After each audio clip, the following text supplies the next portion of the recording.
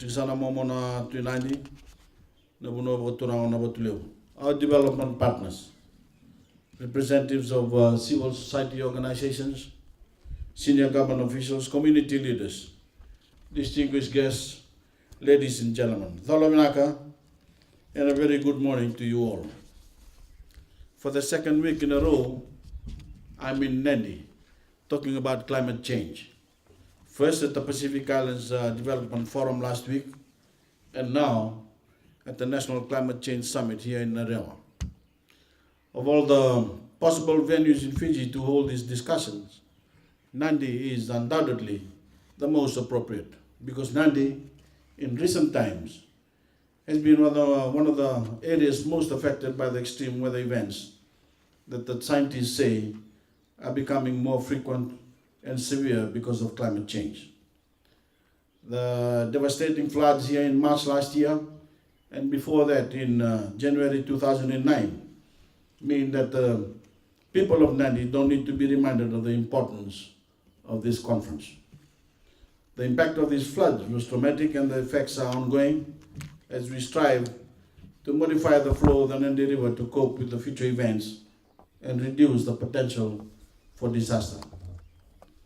To the 290 and the people of Narewa, I thank you for hosting this event, the second National Climate Change Summit that brings together stakeholders from around the country. Ladies and gentlemen, as a small nation, we plainly cannot influence climate change ourselves.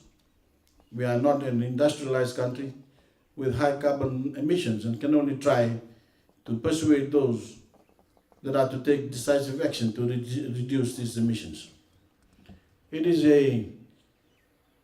clearly a global problem that requires global solutions.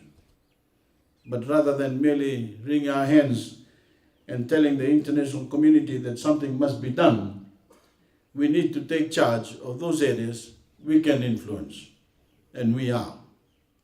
In so many instances, Fiji is punching above its weight as we pursue alternative energy sources and reduce our $1 billion a year dependence on imported fossil fuels. The government is committed to meeting at least 90% of our total energy requirements through renewable resources. Already 60% of our energy needs are being met from renewable energy now that the Nandaribatu hydroelectric scheme is online. We are also providing 7-year tax holidays for renewable energy companies willing to establish themselves in Fiji, and have reduced to zero the duty on renewable energy equipment. So we are playing our part in the global quest for a more sustainable energy future, while at the same time doing a lot more to improve our response to the effects of climate change, and especially the extreme weather events that have always been part of our lives, but are escalating in strength and frequency. When Hurricane Evan struck us last December, we all marveled that such a destructive cyclone passed over us with no loss of life.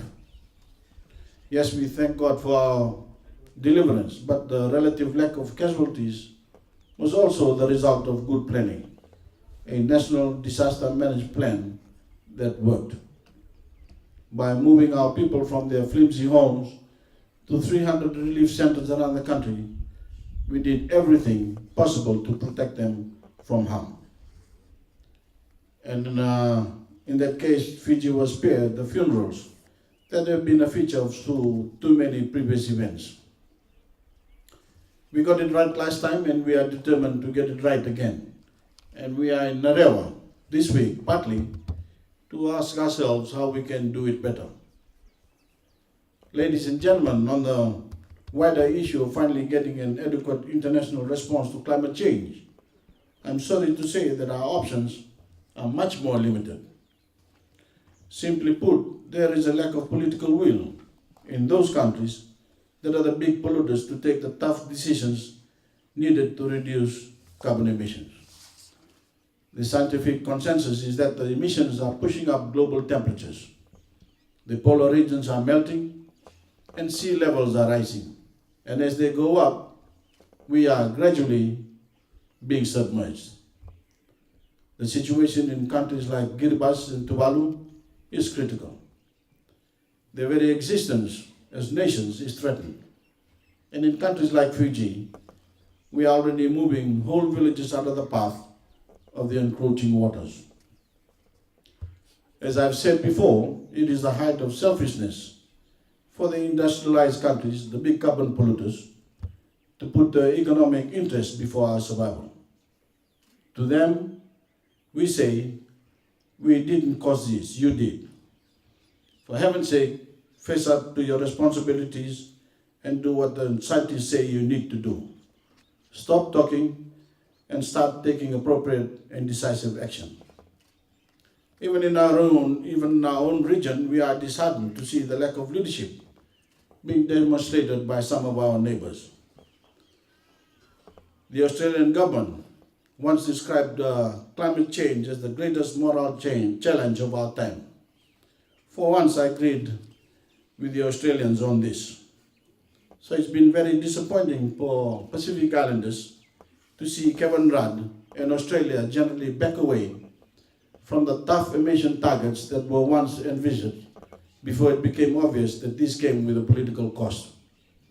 We understand that Australia cannot be expected to operate in isolation itself, but it was missed opportunity, nonetheless, to demonstrate to those of us who are most under threat that Australia stands with us to meet this challenge. Ladies and gentlemen, as a Pacific Small Island developing states, we have been obliged to confront this inertia by acting decisively ourselves. As you know, the PCIDS nations recently met in Nadi to begin formulating proposals to take to a wider global meeting of small island states in Samoa next September. And we are acting in concert at the United Nations to place climate change on the global agenda at every turn. We long ago came to the conclusion that individually we cannot hope to achieve change. Only by using our collective strength and influence can we persuade the world of the absolute imperative for immediate response. To add more muscle to that effort, Fiji is forging yet another new alliance between Pacific governments, civil society groups, and business. The inaugural Pacific Islands Development Forum in Danarau last week was an outstanding success, and Fiji is delighted to be hosting its new secretariat in Suva.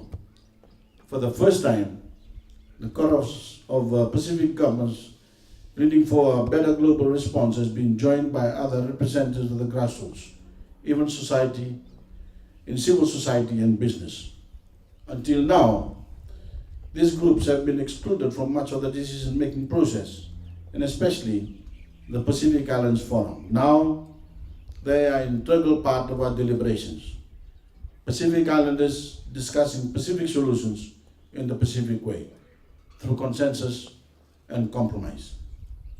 Collectively, we are asking the world to finally deal with the issue of climate change while meeting the challenge ourselves as best as we can.